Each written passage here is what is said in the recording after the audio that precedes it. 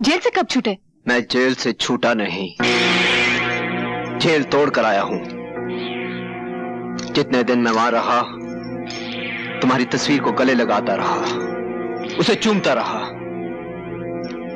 लेकिन अब दिल बहलाने के लिए तुम्हारी तस्वीर काफी नहीं। मुझे अपनी बाहों में तुम्हारा रेशमी जिस्म चाहिए, तुम्हारा जालिम हुस्न चाहिए, तुम्हारी काफिर जवानी चाहिए। तुम अच्छी तरह से जानते हो मैं नाचती गाती जरूर हूं, लेकिन अपने जिस्म का सौदा कभी नहीं करती। सौदा नहीं करती तो ना सही, खैरात ही दे दो। मैं भूखा जरूर आया हूं यहाँ, लेकिन भूखा जाऊंगा नहीं। छोड़ दे मुझे, छोड़ दे। बहुत हो गया तुम्हारी बदतमीजी का तमाशा। मैं बर्दाश्त नहीं कर सकता कि किसी मर्द का हाथ एक कमजोर औरत पर उठे, चाहे वो औरत वेश्या ही क्यों ना हो। सुन लो दोस्त, तुम वैश्य के जीने पर तो चढ़कर खुद आए थे, लेकिन जाओगे 4 कंधों पर सवार होकर।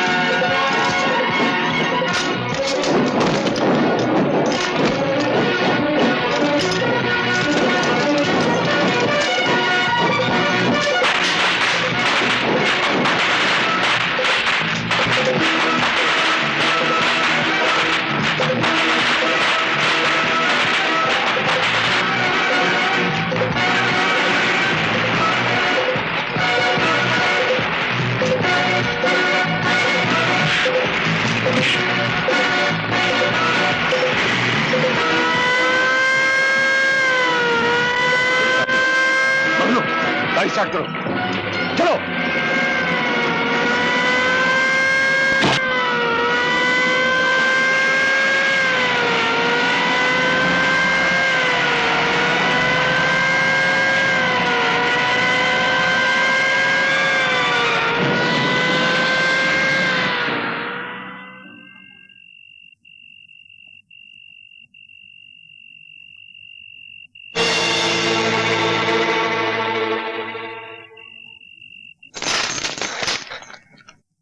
शमशेरा तुम?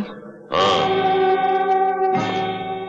उस दिन जेल में जो हमारा तुम्हारा मुकदमा शुरू हुआ था, मैं चाहता हूं कि आज उसका फैसला हो जाए।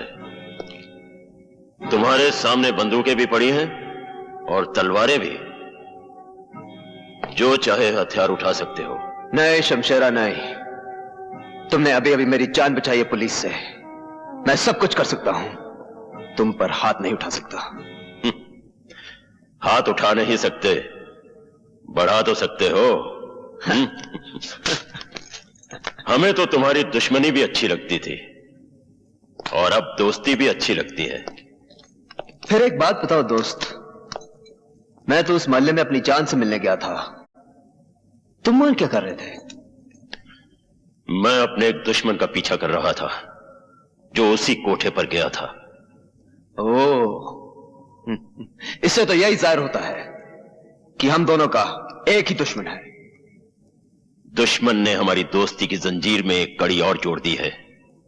दुश्मनी वो आग है जिसमें दोस्ती का लोहा तपकर फौलाद बनता है।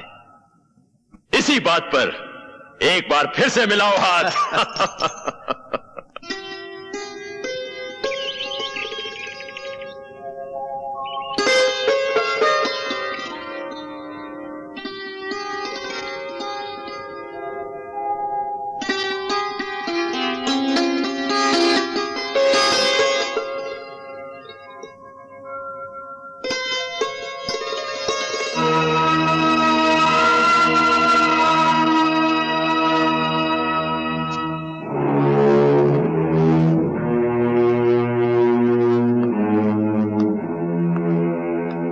जरा सुनिए। अपनी अमानत तो लेते जाइए। अमानत? हाँ, जिस चीज को आप लेने आए थे उसे यही छोड़कर चले जाएंगे आप?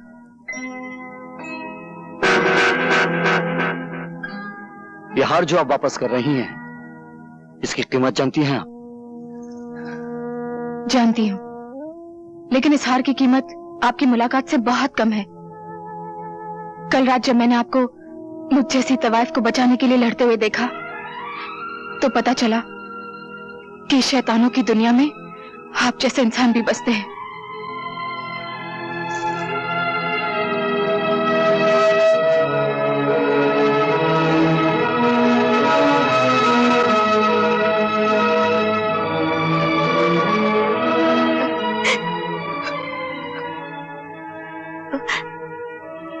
लो मां, अपना खानदानी हार।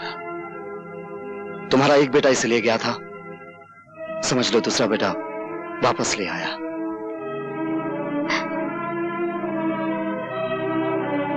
हार तो तुम ले आए हो, लेकिन इस खानदान की इज्जत कब वापस आएगी? मैंने सुना है मेरा राजेश पागल हो गया उस नाचने वाले के लिए। जिस तरह आज हाल ले आऊं मां, उसी तरह एक दिन राजेश भी आएगा। तुम्हारी आंखों से जो मोतियों की लड़ियां गिर रही हैं, उसके एक एक दाने पे मैं अपने खून की आखिरी बूंद तक कुर्बान कर सकता हूं।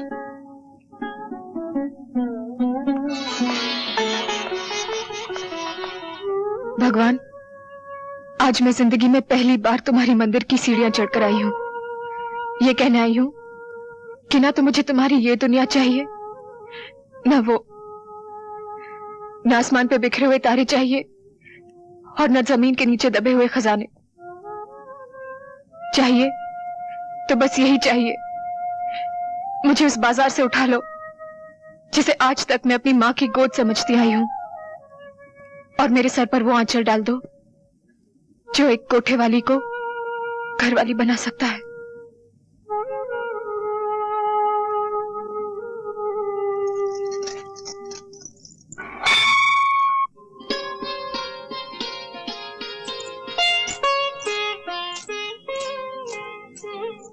आप? तुम्हारे लिए एक छोटी सी भेंट लाया हूं, इसे कबूल कर लोगी तो समझूंगा मेरे जीवन को अर्थ मिल गया है। जीवन का अर्थ ही तो ढूंढने आई थी आज मैं मंदिर में। मुझे नहीं मालूम था कि देने वाले के हाथ इतने बड़े हैं कि भीख मांगने वालों की झोलियां छोटी पड़ जाती हैं। इसे घर जाकर खोलना। समझ लो मैं जो लाया हूं वो एक सपना है, पूर्णिमा की पिघलती हुई चांदनी का बना हुआ।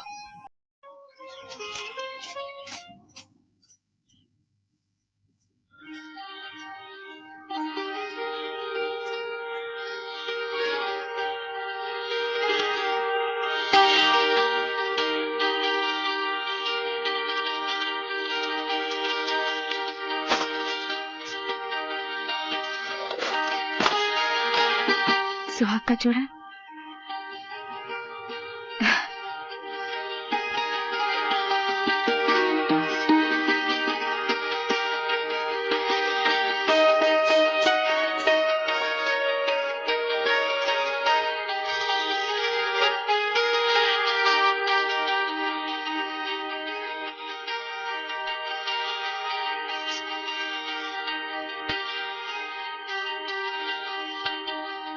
ये आज मुझे क्या हो गया है?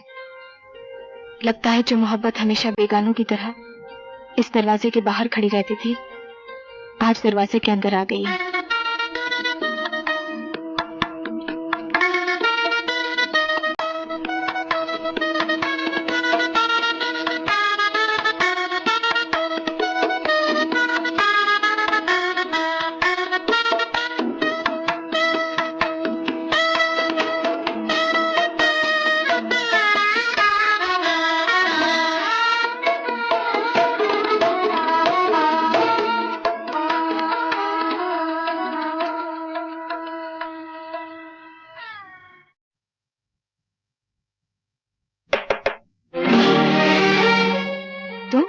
कसर है तो सिर्फ इतनी की पलंग पे फूलों की झालर नहीं लगाई गई और हमने दूल्हे का सहरा नहीं बांधा। चलो कोई बात नहीं, सहरा हम सुहागरात के बाद बांध लेंगे। खबरदार जो मुझे हाथ लगाया। अब मैं बाजार में बैठी हुई एक तवाइफ नहीं हूँ, एक शरीफ आदमी की अमानत हूँ जो मुझसे ब्याह कर रहा है।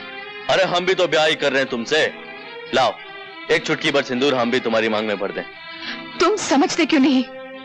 मैं अब रवि की दुल्हन बनने वाली हूँ। रवि की? हाँ। अरे तुम तो सारे शहर की दुल्हन बनने वाली हो। किसी एक की बन भी जाओगी तो कितने दिन बनी रहोगी? हर रोज दरवाजे के बाहर एक नई बारात खड़ी होगी और सबसे पहले मेरी बारात आएगी। तुम्हारी बारात नहीं आएगी, तुम्हारी अर्थी यहां से जाएगी। निकल जाओ यहां से।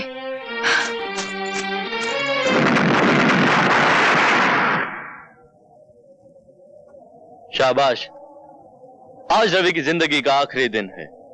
उसकी जीप यहां से गुजरेगी तो धमाके में उसकी जान और मेरा इंतकाम दोनों खत्म हो जाएंगे।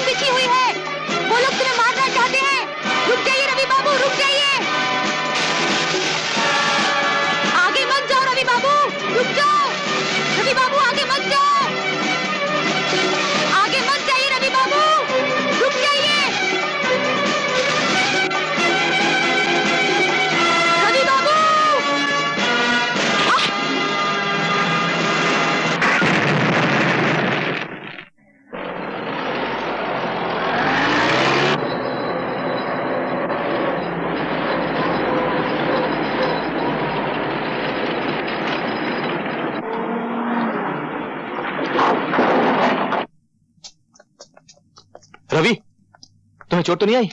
जिन्हें मैं वक्त पे कूद गया था, लेकिन जीप बिल्कुल खत्म हो गई। अरे तुम्हारी जान जीप से कहीं ज्यादा कीमती है। लेकिन ये हरकत की किसने? आपके लाडले बेटे राजेश ने। क्या? वो देखिए भाग रहा है।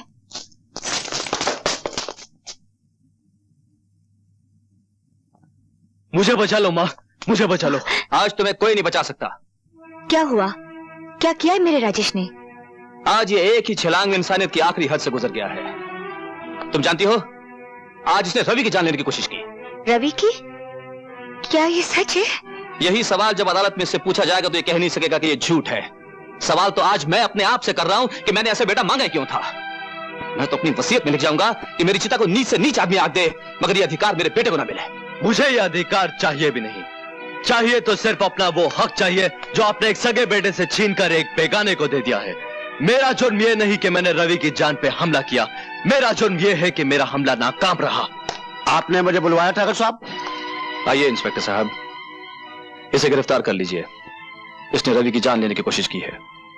ठाकुर साहब, तुम देख रही हो माँ, पिताजी मेरे साथ क्या सुलूक कर रहे हैं। जो आज हुआ है बेटे, वो कई साल पहले हो जाना चाहिए था। गलती तो हमारी है जो हमने जहर के पौधे को दूध से सींचा। इंस्पेक्टर साहब, ले जाइए इसे। ठीक है। इसे एक मौका दे दीजिए, ये सुधर जाएगा। ले जाइए इसे इंस्पेक्टर साहब। हाँ? भिजवा दीजिए मुझे जेल में, चढ़वा दीजिए मुझे फांसी के ऊपर। इससे ज्यादा आप कर भी कर सकते हैं। आप मेरे बाप नहीं, कसाई है, कसाई है आप। सावित्री,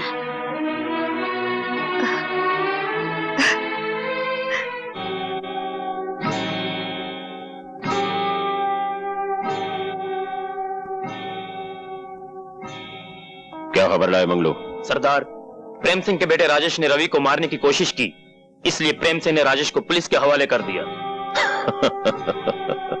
यह तो हमारे लिए बहुत बड़ी खुशखबरी है।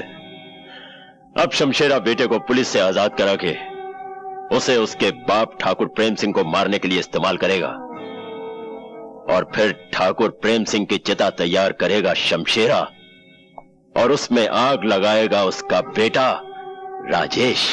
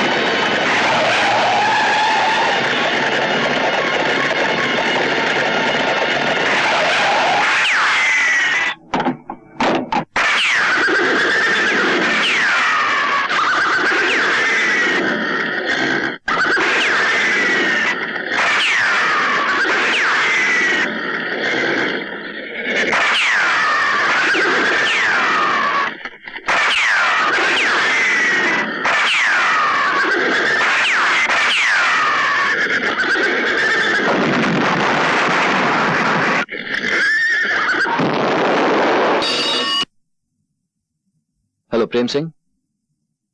क्या? ये क्या कह रहे हो तुम?